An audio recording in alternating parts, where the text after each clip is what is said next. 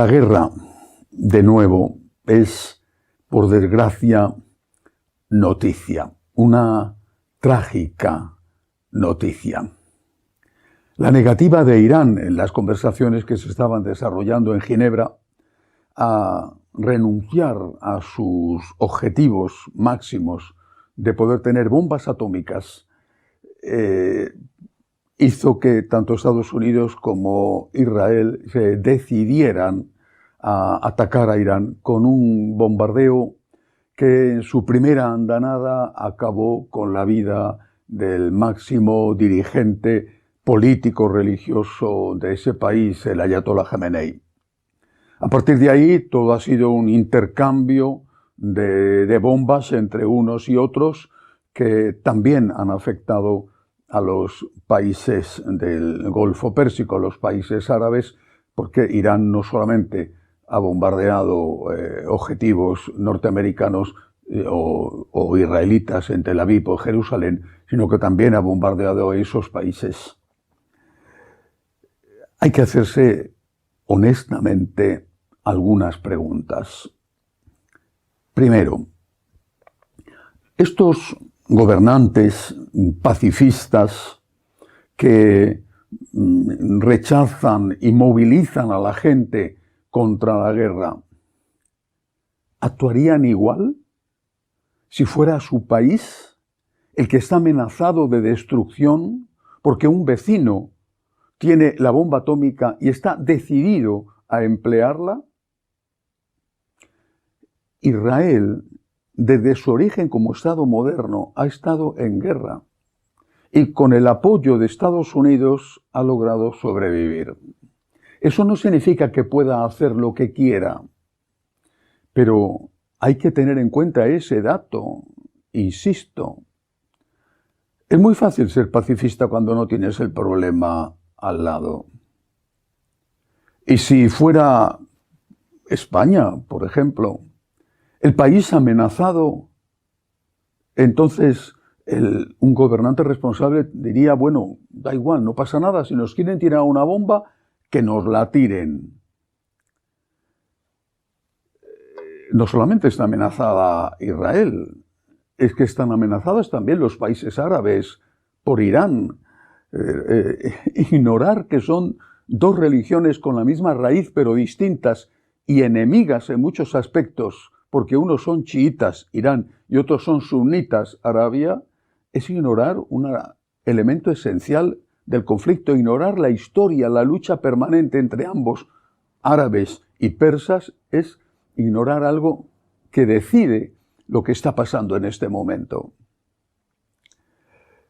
Si nosotros queremos juzgar con un mínimo de equilibrio lo que está sucediendo, tenemos que hacernos estas preguntas y no decir fácilmente lo que está haciendo Israel está mal.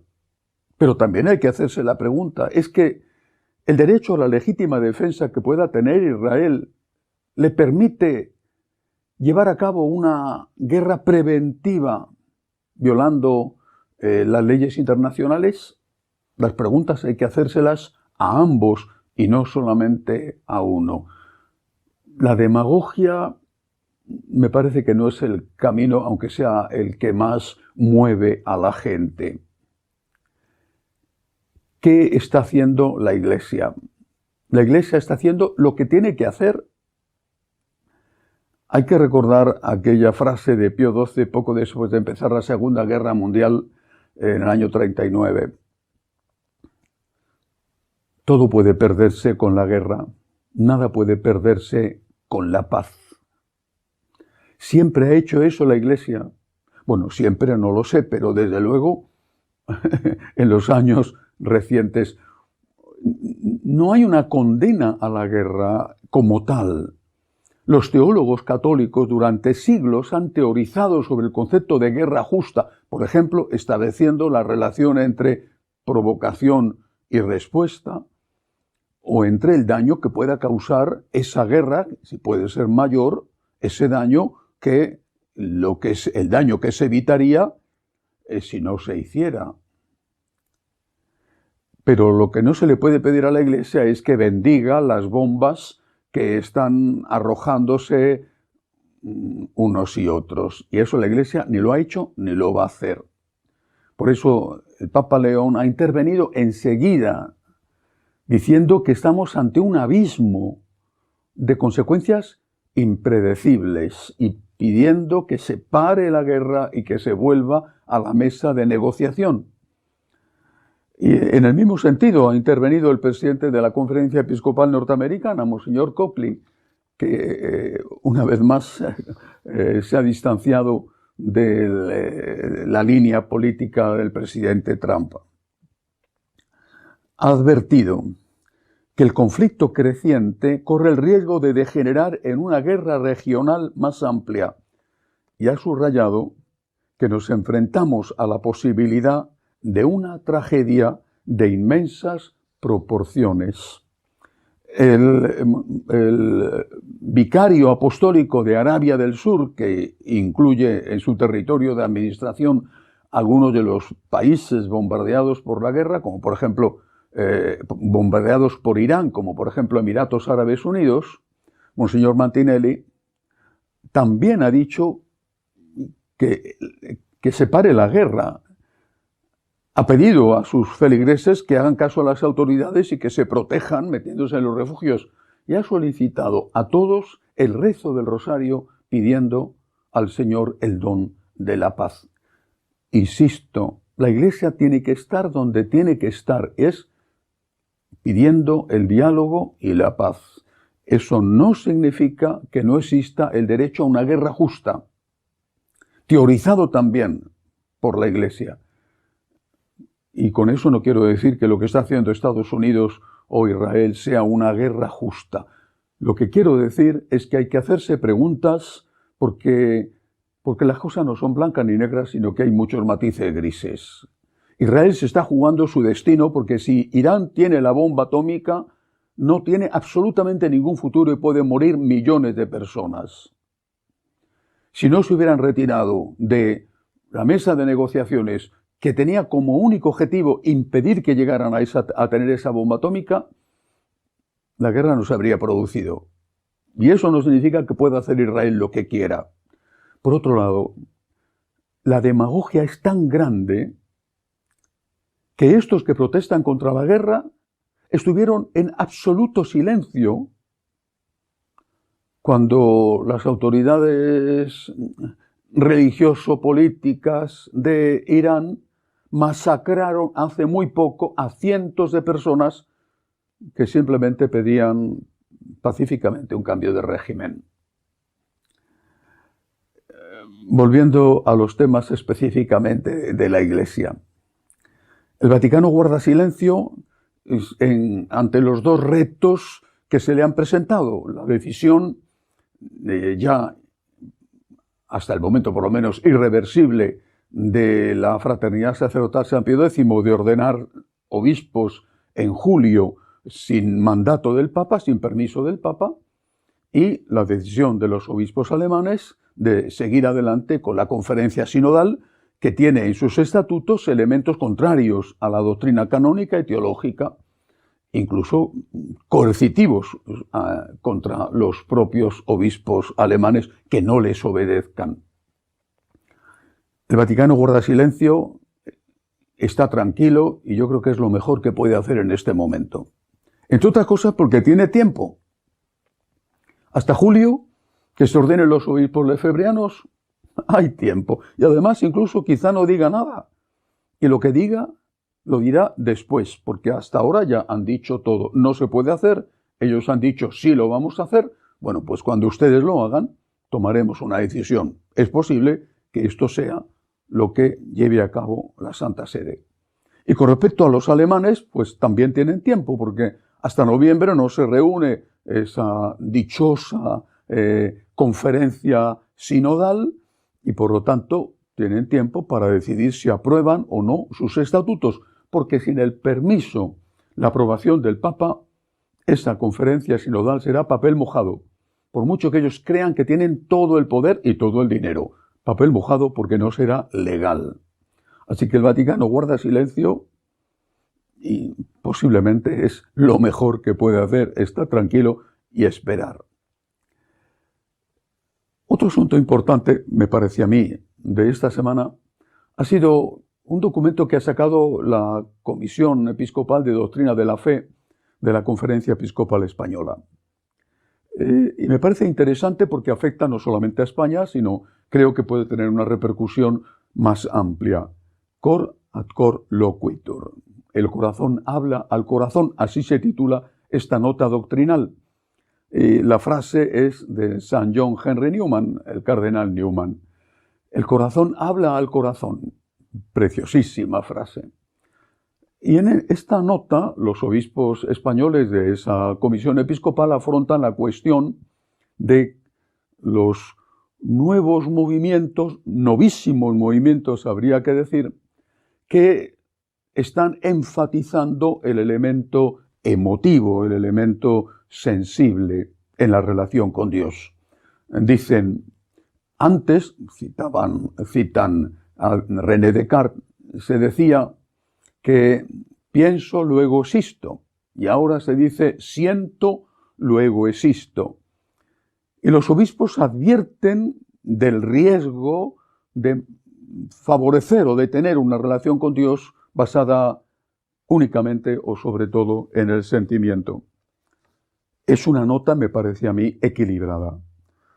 Por un lado, advierte del riesgo de reducir la relación con Dios a los sentimientos y a las emociones. La nota lo llama emotivismo religioso, lo cual haría depender la fe de la intensidad de la emoción, reduciéndola a la medida del sentimiento. Esto efectivamente es un riesgo.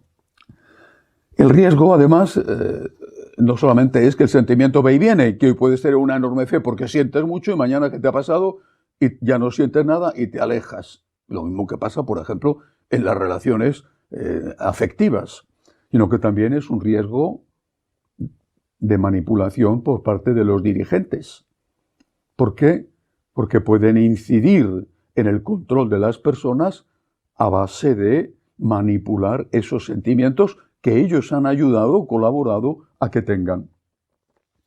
Por otro lado, la misma nota episcopal advierte del grave riesgo que lleva consigo el desprecio a la dimensión afectiva, como si el hombre fuera solo intelecto y no existiera también el corazón. Ese corazón que, según Pascal, tiene razones que la razón ignora. La realidad existe. La realidad es muy tozuda. La realidad es señora. La realidad existe. ¿Y cuál es la realidad hoy? Que, sorprendentemente, el Espíritu Santo está rejuveneciendo a la Iglesia. Y hay cada vez más jóvenes, que siguen siendo una minoría, pero que hay cada vez más jóvenes que buscan a Dios. Esta es la realidad. Movimientos, que no sé si ese será el término canónico oportuno, pero movimientos como, por ejemplo, Jacuna, Efetá, Emaús, no son más que, de otra manera, actualizaciones de aquellos otros que han sido tan oportunos para la Iglesia y para la evangelización. Pienso en los cursillos de cristiandad, los carismáticos católicos, los focolarinos, por ejemplo, y a otro nivel, porque son distintos los neocatecumenales. El Espíritu Santo está actuando continuamente y la Iglesia no puede sofocar el Espíritu. Tendrá que orientarlo, guiarlo, corregirlo, que creo que es lo que quiere hacer la Conferencia Episcopal Española. Pero no puede sofocar al Espíritu. Y ahí de nuevo me permito hacer algunas preguntas. ¿Está siendo hoy la Iglesia un motor que alienta a estos nuevos movimientos? ¿O que los mira con recelo e incluso con un cierto desprecio? una pregunta. Los nuevos movimientos y sus fundadores son vistos como algo positivo que tiene que ser discernido, o son vistos simplemente porque existen como sospechosos. Cuando San Juan Pablo II alentó a los que entonces eran nuevos movimientos, se dio cuenta de que más allá de las correcciones que hubiera que hacer, eran un don para la Iglesia y para la evangelización, para aquello que él llamó la nueva evangelización, y lo fueron. Es verdad que hoy están ya pues en otra etapa de más madurez, de menos entusiasmo, de menos éxito numérico, pero vienen otros. ¿Se les está apoyando? O, insisto, se les mira con sospecha, no sea que hagan algo malo. La Iglesia tiene que conocer su historia y mirarla y aprender de ella. Cuando San Francisco de Asís, que entonces no era San Francisco de Asís, era como él se llamaba, un poverello, un pobrecito, con un pequeño grupo de sus primeros seguidores se presenta en Roma ante el Papa Inocencio III. Aquel hombre, aquel Papa, un Papa medieval, con su lucha de las investiduras, con todo lo que quieras, aquel Papa supo ver en aquel hombrecillo vestido de harapos que se ponía a sus pies, supo ver la acción del Espíritu Santo y le apoyó y le aprobó oralmente, verbalmente, la primera regla. No le miró con sospecha y por supuesto que le orientó. Por ejemplo, no había entre los franciscanos en los primeros años noviciado. Después se les pidió que tuvieran noviciado. Pero no había una actitud de sospecha, de que todo es peligroso, todo lo nuevo hay que temerlo. ¿Existe hoy ese apoyo que la Iglesia ha tenido siempre con discernimiento a lo nuevo?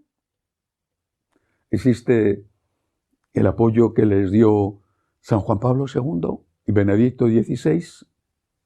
Con criterio, con prudencia, pero ¿existe el apoyo o todo es temible y hay que tener mucho cuidado porque todo es peligroso? Bueno, volviendo al tema de la guerra, que es en este momento lo más importante. Estamos unidos al Papa rezando por la paz. Alguno, ignorante de la historia, podrá pensar que la oración no sirve para nada. Me gusta recordar una anécdota relativamente reciente. En la conferencia de Yalta, cuando Estados Unidos comete la torpeza política de entregarle a Stalin una parte importante de Europa del Este, Churchill, que estaba en contra, pregunta en voz alta, ¿qué pensará el Papa de esto? Porque estamos entregando países católicos como Polonia, por ejemplo, en manos de los comunistas, de los soviéticos. ¿Qué pensará el Papa de esto? Y Stalin contestó con soberbia, autosuficiencia. ¿Cuántas divisiones de tanques tiene el Papa? Ninguna. Pero fue un gigante polaco, San Juan Pablo II, el que contribuyó de forma decisiva a derribar el ensangrentado muro, el ensangrentado telón de acero que mantenía en la esclavitud a pueblos, naciones enteras. Por eso, aunque nosotros, aunque el Papa, aunque los católicos no tengamos divisiones de tanques, ni grandes reservas petrolíferas, ni tengamos ingentes cantidades de dinero con fondos soberanos que controlan las mayores empresas del mundo, nosotros tenemos un poder enorme, que es el poder de la oración. Creemos en la oración y sabemos lo eficaz que es la oración. Así que en este momento de guerra, unidos al Papa, rezamos por la paz, porque haya diálogo, porque haya una paz justa, no una paz que deje a unos en manos de los otros, una paz justa que respete el derecho internacional, pero también el derecho a las naciones a seguir existiendo. Hasta la semana que viene, si Dios quiere.